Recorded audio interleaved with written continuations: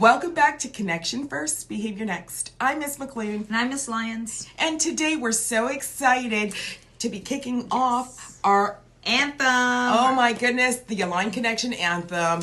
And that's right. We're starting with the very first letter in our anthem, which is A for accountability. And it's a big word for today's kids. Big word. They, especially the ones that are navigating the world with behavioral challenges, and just any child in general. Yeah, it can feel like a heavy one, right? Yeah, accountability. Now, it often feels heavy because we've spent years pairing the word accountability with something that looks like punishment. Mm-hmm. Today, we're deciding to strip that away. Now, we want to help children or show them how to own their action without the shadow of shame or blame, and moving towards ownership and what that looks like in daily life. That's right, Miss.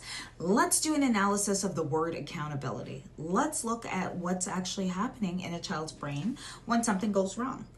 If a child hits a peer or throws a chair, what happens to the nervous system? Red zone. Everything's frenetic. Mm-hmm. So when that lid is flipped, the prefrontal cortex of the brain, that's the part that handles logic and owning it, actually goes offline.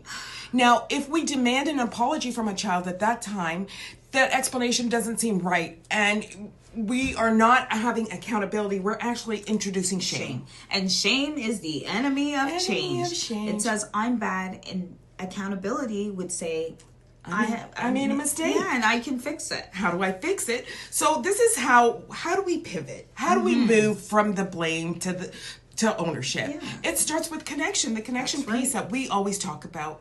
We have to correlate before we can investigate, right?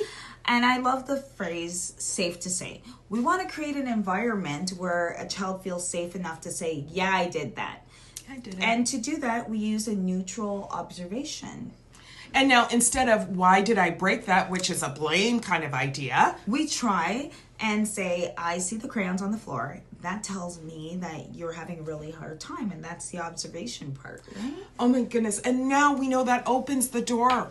It removes the need for the child to lie or to get defensive to protect their ego. We're separating the child's worth from the child's behavior. Yeah, and the no shame repair. True accountability isn't just saying, I'm sorry. It's repair. Absolutely. For a child with behavioral challenges, a forced sorry feels like a lie. Mm-hmm. But asking, what does your friend need from you to feel better? Or how can we make this room right again? Gives them agency. And it shifts the situation from I'm a problem child to I'm a problem solver. And that is where the Align connection happens. We are standing with them, not against them. Absolutely. Now, accountability, from what we can say, is a skill. It's not a personality trait.